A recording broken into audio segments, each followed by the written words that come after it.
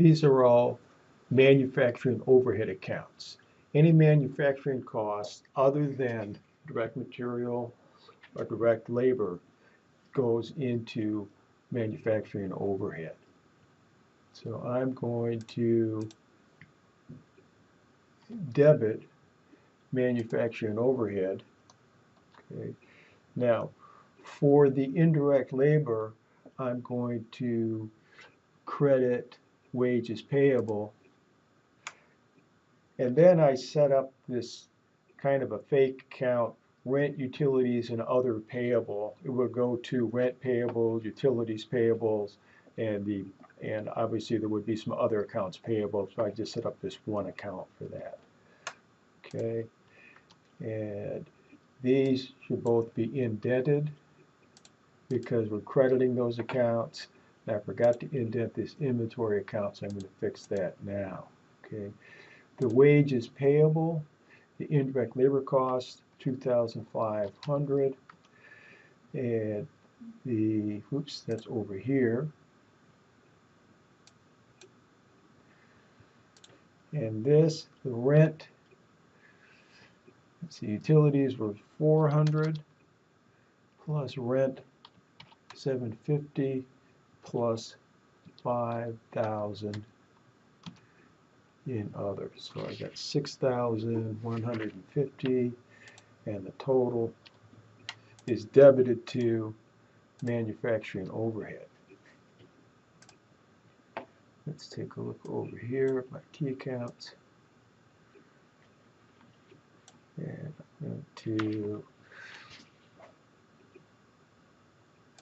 I'm going to go ahead and set up the rest of these titles here so we won't waste any time. Okay, I've got my T account set up. So out of this journal entry here, I only want to keep track of manufacturing overhead, which will affect my income statement. The wages payable and the other payable, those are balance sheet accounts. So I'm going to go here and debit manufacturing overhead. Okay, now let's look at the next journal entry. Let's go up here. Manufacturing overhead is applied at $17 per direct labor hour. So there was 450 hours at $17 an hour. I've got the calc set up over here. Let's see. 17 times 450.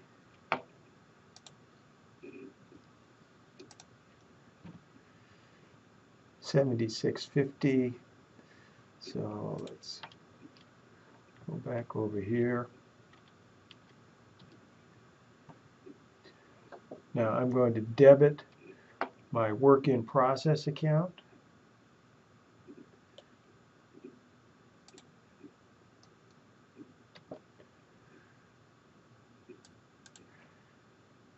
And credit manufacturing overhead.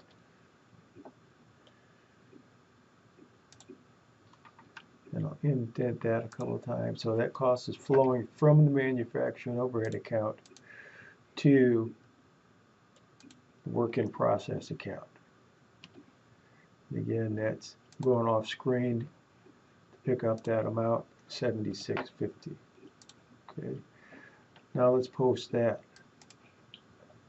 So I've got a debit to work in process. Here's my inventory work in process. Pick up the debit and the credit to manufacturing overhead. I'll put that right there. Okay, next on the list is to determine how much went from work in process to finished goods. So how much of our product, how much of our candy was completed during the period. All right.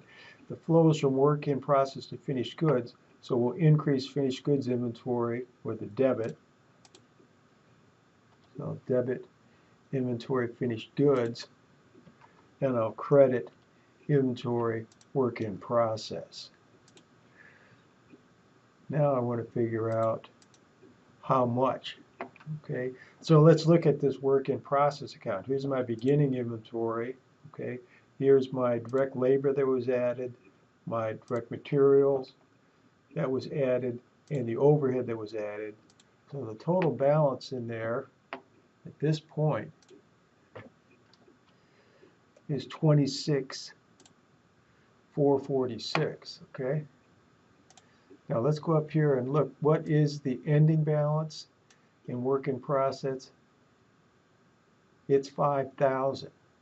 Okay, so let's put that in.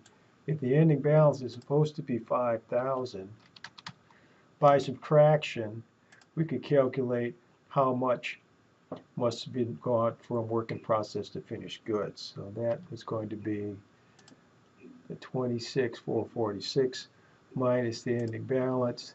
21,446 is what must have been completed that period, going to finished goods inventory. And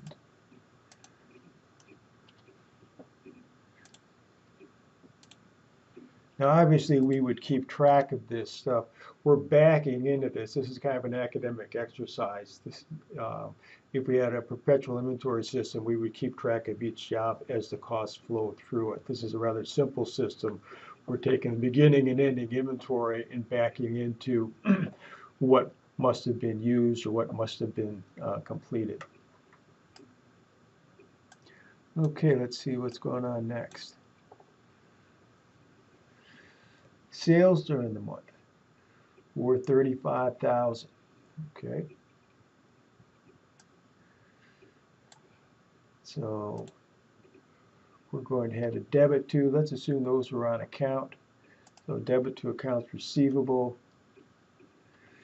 and a credit to sales. Indent that. And that's for 35,000. Let's post that. We're not keeping track of the balance sheet account, just the sales. So we'll go right here. Sales of 35,000. Now there's a second part of this journal entry, or a second journal entry actually, and that is to calculate the cost of goods sold. I'll do the debit and credit first. It's going to be a debit to cost of goods sold and a credit to finished goods inventory. Okay, and we can back into the amount in the same way that we've been doing it before. Here's my finished goods inventory. So I've got beginning balance of 9,000 plus 21,446. The ending balance was given to us at 6,000. So the amount that must have been sold, our cost of sales, 24,446, and that's going to be a debit to cost of goods sold and a credit to finished goods. Cost of goods sold. Oops. And a credit to finished goods. Okay, I'm going to need a little more space here, so I'm going to pull these down. And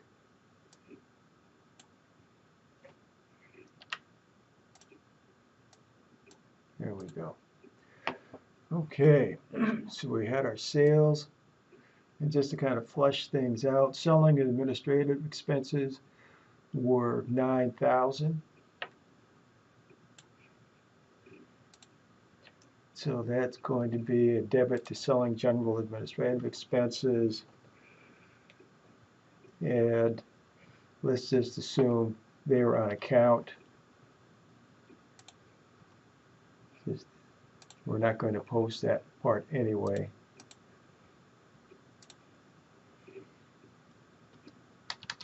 $9,000.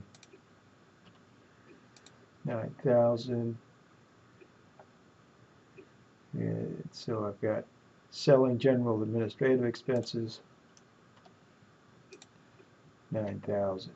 Okay, I think I've got one more thing to take care of. And let's see. Assume that over or under applied overhead is close to cost of goods sold. Okay, so let's look at my manufacturing overhead account.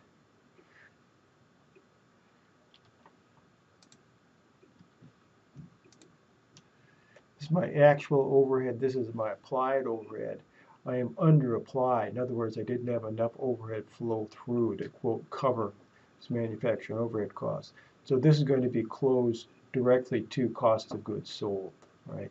So I've got this debit balance here. I just would essentially move it over to cost of goods sold. So my journal entry is going to be a debit to cost of goods sold and a credit to manufacturing overhead.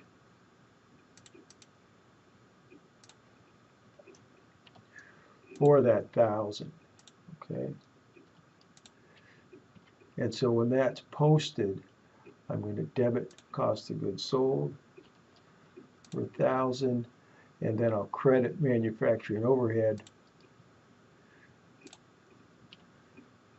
for that 1,000. And so what that does is that will zero out manufacturing overhead, okay? And now my cost of goods sold is 25,446. Okay, I'm almost done here. Now I'm ready to do my income statement.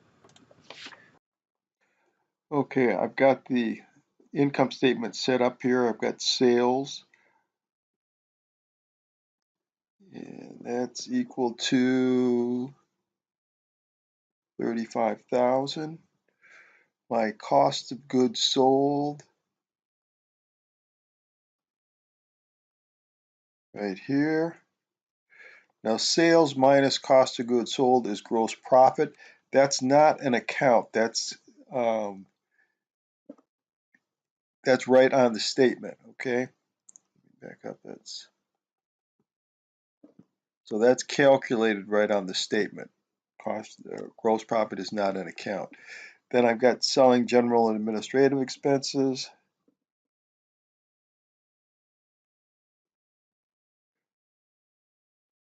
And we'll back that off.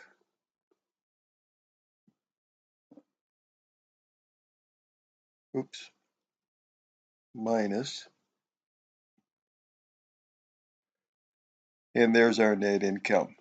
Okay, so we've gone through this entire process for job order costing, looking at the cost flow. We've done journal entries, we've posted to the accounts, and then we've done an income statement. Okay, so that takes care of this.